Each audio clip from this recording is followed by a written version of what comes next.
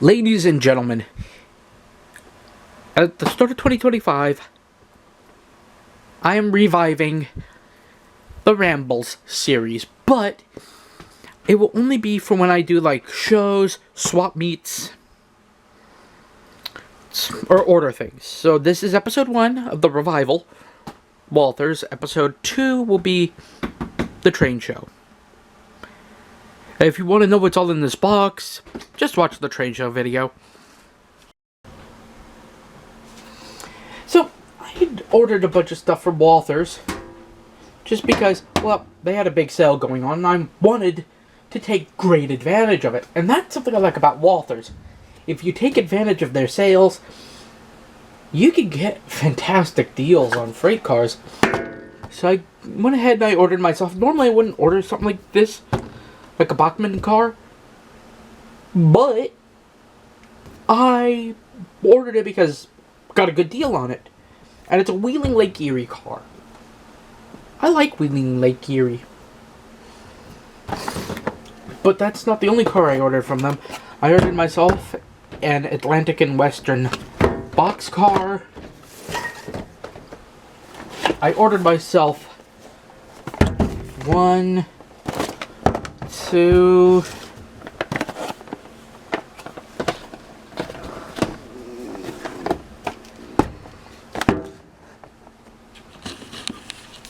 so 3 of the Illinois Terminal Railway car boxcars.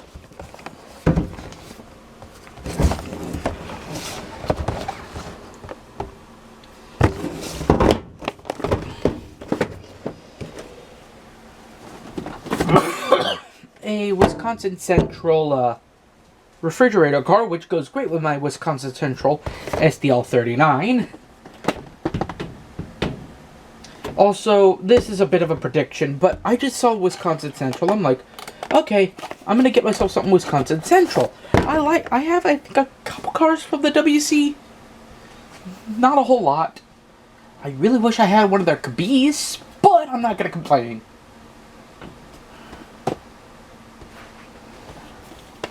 And then I get a Wisconsin Central locomotive. I got myself a THB, or Toronto, Hamilton, and Buffalo cylindrical covered hopper. It's a covered hopper.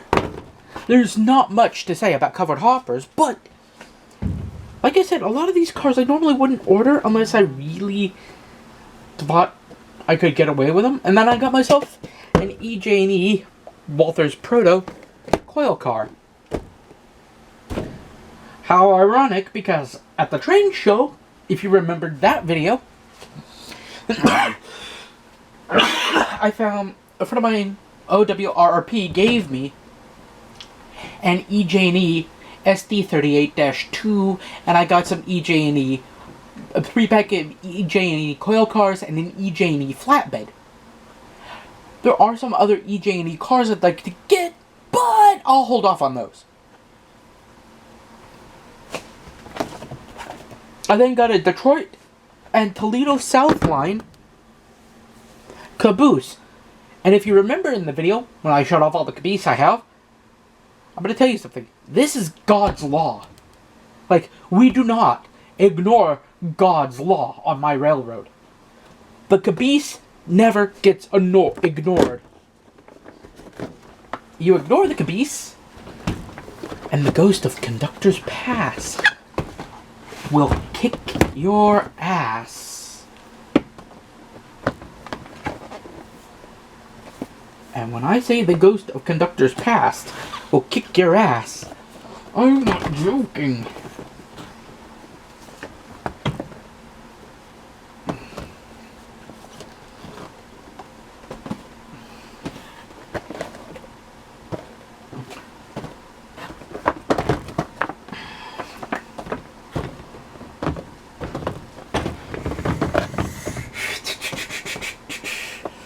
I now have other cars to show off. So I've got one. So I got the Crab Orchard and Egyptian Railways numbers 800986, 800952, and 800923, which are gondolas. And once again, it's kind of this little obscure railroad. So, you know, having these on my railroad wouldn't kill anybody. And on top of that, they're not really doing any harm. They're pretty much just gondolas. They're freight cars. They're gonna be there for you.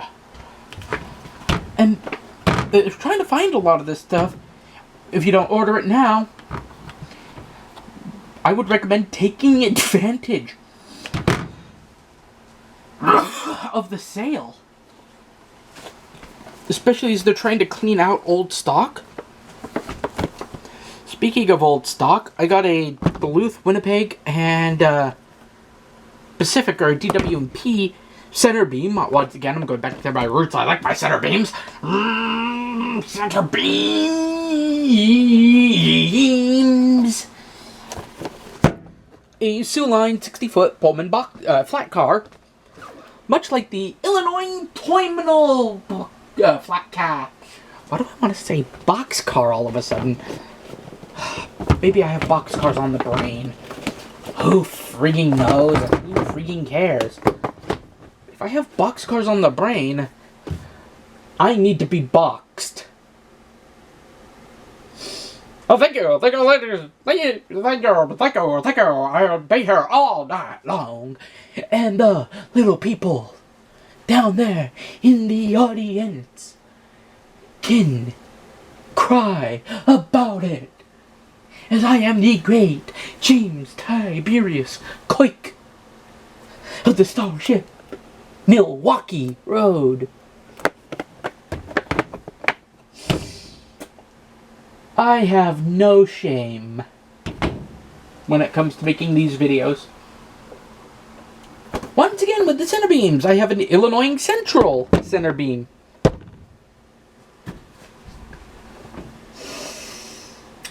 I don't have a problem with center beams.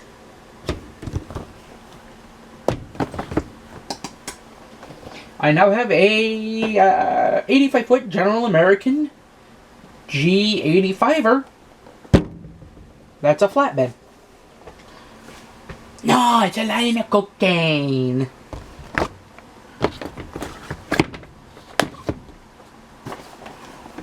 I now have a St. Mary's West 53-foot well car.